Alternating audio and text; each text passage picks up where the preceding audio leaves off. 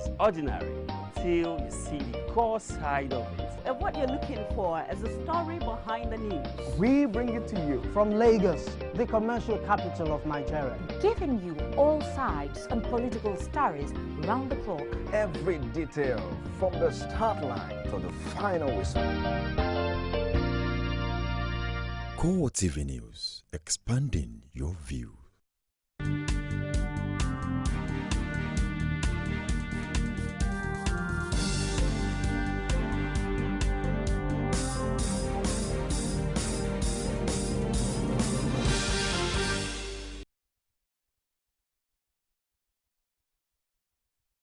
TV News of this hour. Reports reaching us says the World Health Organization (WHO) has officially declared Nigeria free of Ebola after 6 weeks with no new cases. Africa's most populous country won praise for its swift response after an infected Liberian diplomat brought the disease there in July. The global health body had last week signified its intention to officially declare Nigeria Ebola-free today, following the absence of new Ebola cases in the country after the requisite 42 days of active surveillance. The WHO officially declared Senegal Ebola-free on Friday. The outbreak has killed more than 4,500 people in West Africa, mostly in Liberia, Guinea and Sierra Leone. Away from that now, a non-governmental organization, Save Adamawa Communities from Terrorists, says it doubts the ceasefire agreement the federal government claims it has with Boko Haram. The group expressed concerns that it may be a ploy by the insurgents to re-strategize. It warned in a statement issued in Kaduna that having suffered heavy casualties in recent times, the insurgent group may want to use the ceasefire to stockpile arms for more deadly attacks. The group also raised the alarm over the invasion and destruction of 9 villages in Hang local government area of Adamawa State. It believes that the solution to ending the siege on Adamawa villages may lie in allowing individuals to arm themselves with a view to protecting their communities. Meanwhile, the ceasefire deal between the federal government and Boko Haram has been generating reactions from Nigerians due to the recent attacks in Borno State. Speaking on our flagship program, Call Digest, Public Affairs it is clear that we have problems. Says the Nigerian military should be more organized with a view to finding a lasting solution to the Boko Haram incidents despite the ceasefire deal.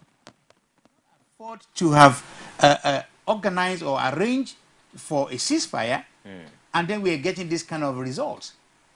A layman will say, well, that means the vehicle, the car, the thing has not been properly fixed. So a negotiation of this magnitude must be well organized, must be well represented, it must be well done in such a way that truce will be truce. In most of the wars of this world, when you call for truce, the truce usually is obeyed and respected. So, very rare situation you had that truce is now broken and fight want to continue. Yes, if at the end of the day the final draft, the final arrangement is not agreed on certain logistic or issues, there might be war again. But where we are now, we can't afford to do that, and that's why I say I'm using this opportunity to applaud. I'm very happy that the government has done so much, and they are doing so much to make sure that the issue of this our girls that have been in captivity for so many months are going to be brought to an end, and at the same time use the same opportunity to find solution, a lasting solution, Okay, in your own opinion, to the problem of Boko Haram.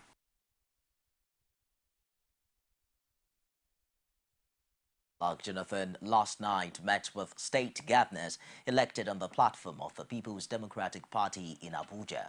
The meeting, held at the First Lady's conference room, was held behind closed doors and ended early on Monday morning. Journalists were barred from the venue of the meeting on the ground that it was a private session, but there were indications that the 2015 election was on top of the agenda. Governors who were seen going into the meeting included the chairman of the PDP Governors Forum, Gospel Akpabio of Akwa Ibom State, and his counterparts from 14 states. Deputy governors of Kogi and Nasarawa states were also in attendance.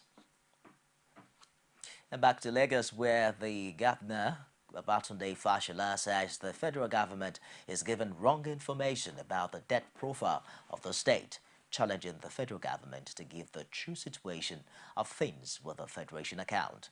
Fashola made this known while speaking at the 2,700-day celebration of his administration in office.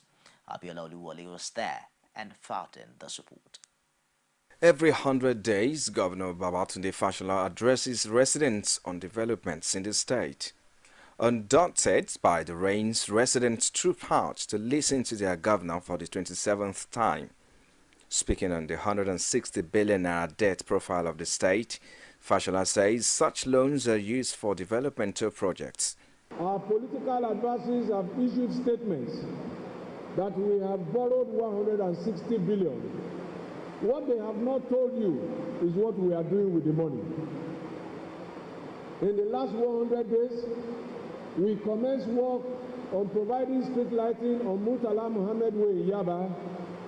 This is 10 kilometers of public lighting, which will be completed by the end of this month. On Eko Bridge, Kata Bridge, Ikorodu Road, Lekki Ekpe Expressway, and every street and highway where there is street lighting in Lagos today, it is the Lagos state government that supplied the poles, the bulbs, and the diesels that keeps those lights running. He, however, challenged the federal government to render account for the 2.3 trillion naira unappropriated funds spent on fuel subsidy, which he says is responsible for states being unable to access enough funds through the Federation account. And if they still ask you about debt, ask them to account for over 2.3 trillion naira spent on fuel importation without appropriation. And also ask them to explain what happened to $20 billion. Because if these huge amounts were made available to the Federation account for the states and local governments, clearly things will be different in our country. The forum also served as a platform for Fashola to respond to questions from residents on policies of the state government. Religious leaders across Ekiti State have urged the new governor, Ayodele Fayose, to run an all-inclusive government devoid of bad blood and vengeance, as God has given him a rare opportunity of a second chance in his life. The chief imam of Ado Ekiti and representative of Pastor William Kumuyi of the Deeper Life Bible Church, speaking at the Thanksgiving service of Fayose on Friday and Sunday, describes the second coming of the governor as a rare opportunity, thus making him to forego the past and run a government that doesn't create any.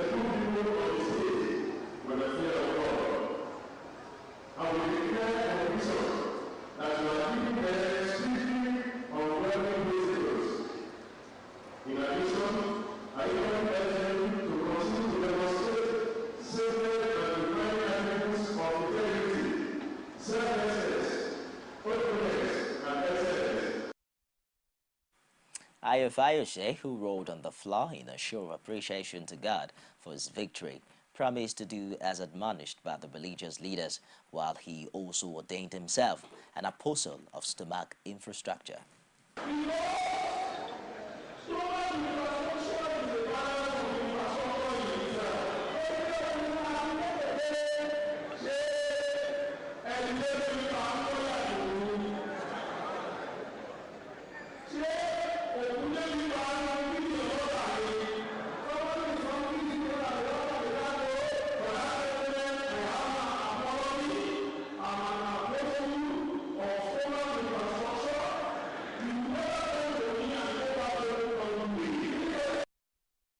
The Thanksgiving held at the Ado Ekiti Central Mosque and the Deeper Life Bible Church campground in Ado attracted dignitaries from the political class and traditional institution.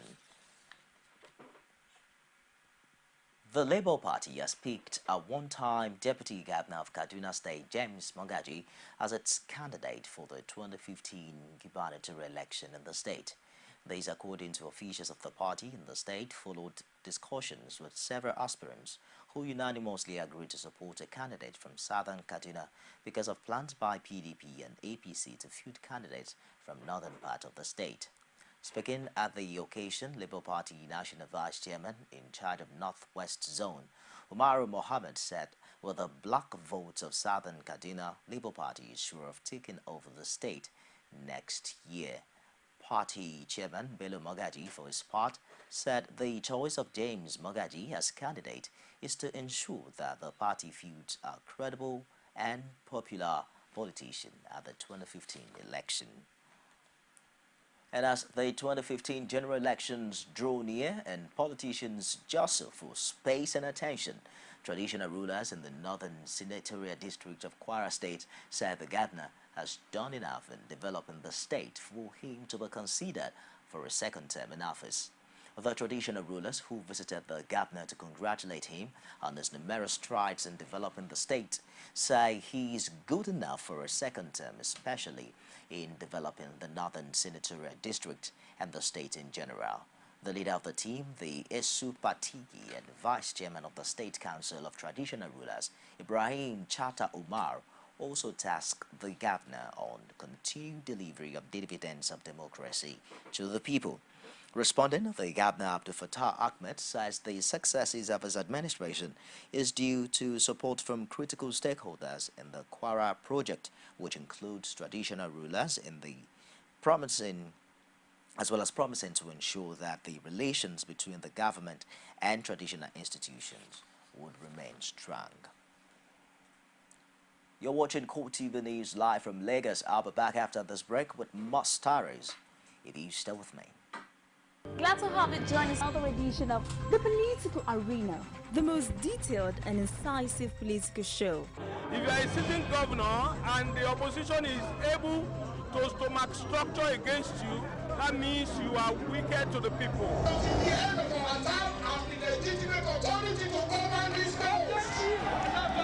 Give me 20 minutes to move or they will shoot me.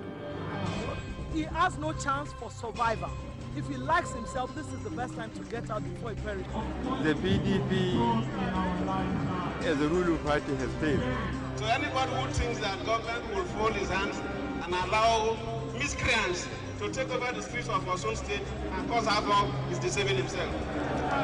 The good, bad, ugly, and beautiful sides of the Nigerian political system. Join me every Sunday at 9:15 p.m. on CoreTV News.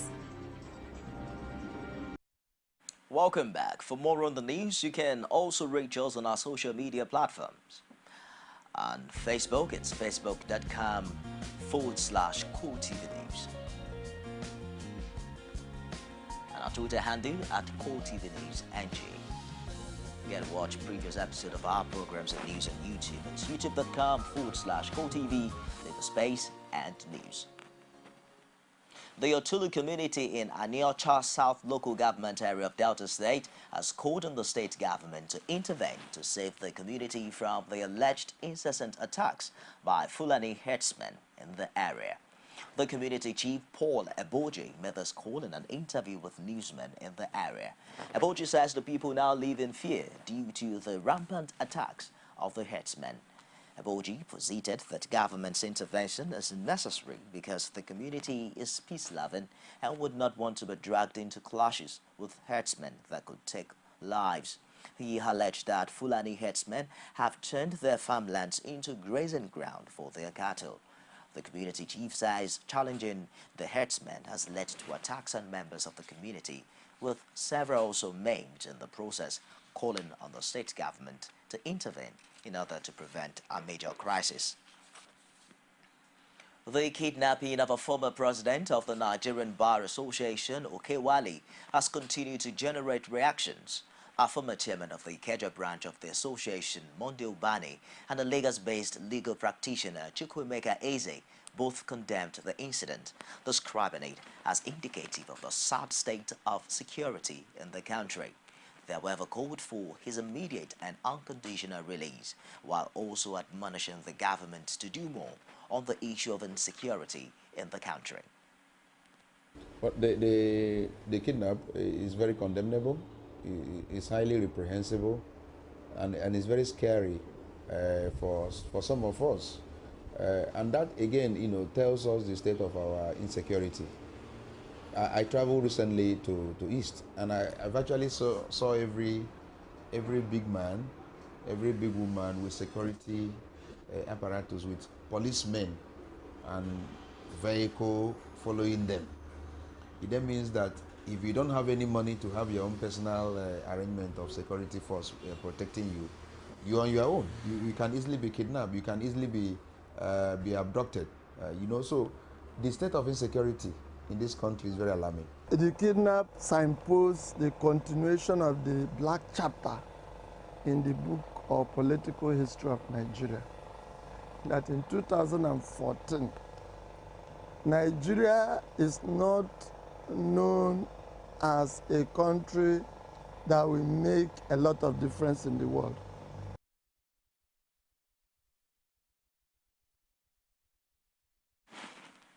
A 400-level student of Obafemi Awolowo University, Ile-Ife, has dragged the school authorities before the Federal High Court sitting in Osogbo, Osun State, for unlawful rustication and defamation of character. The rustication, which was a fallout of the June 18 protest by the student union over the increment in school fees and poor welfare on the campus of the institution. Rashid, who was in court, has more on the story. After the protest by the student union and student activists of the Obafemi Awolowo University Ile-Ife on the 18th of June, some of the participants never knew what hit them, with the management of the institution wielding the big stick by rusticating leaders of the protest. The decision, which did not go down well with the affected students, has led to a court action by the students before the Federal High Court in Osogbo to enforce their fundamental human rights. Now we still clamor in addition to the reinstatement of all the 8 students that were suspended, in addition to 1 student that was suspended in 2011 struggle. We clamor immediately for their reinstatement, and also we still maintain our ground that the fee increment remains unjustified. Even upon reinstatement, we will continue to fight the struggle. Our cudgels of struggle will be raised towards and against oppression of the vast majority.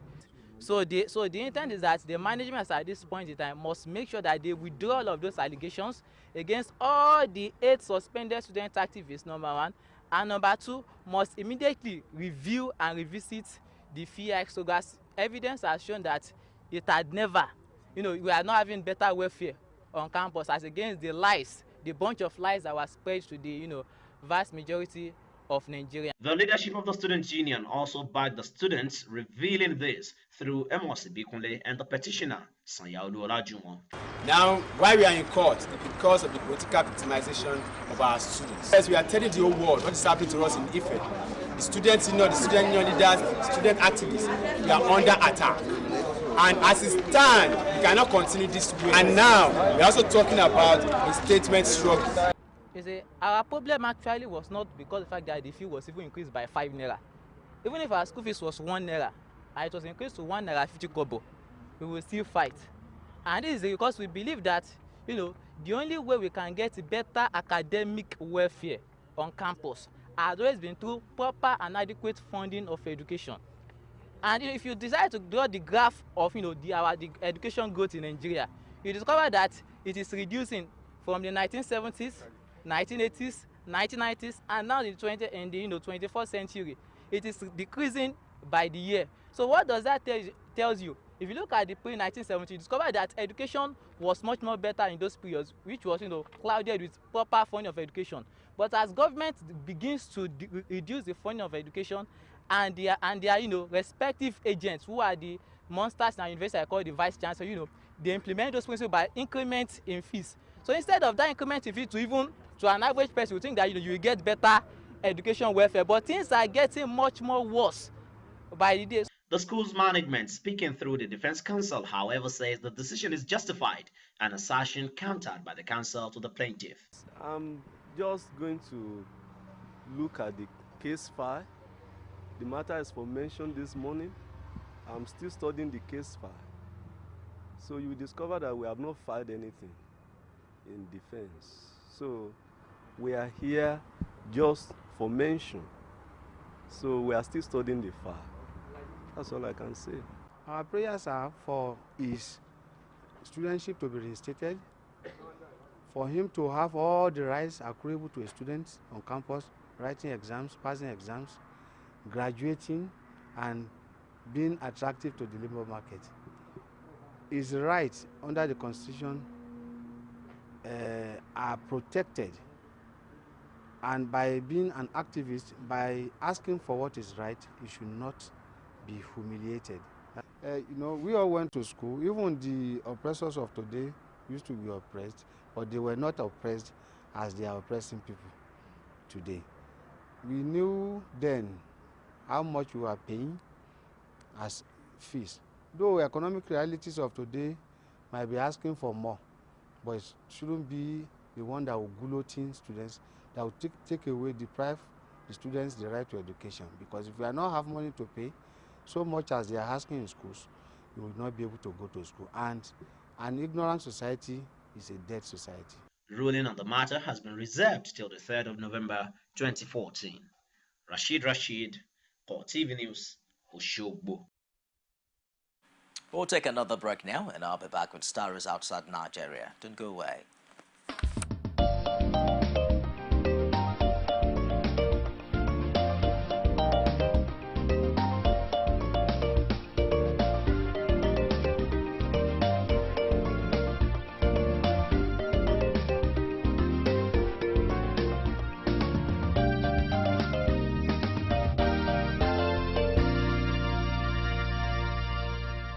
CoreTV News, expanding your view. Welcome back.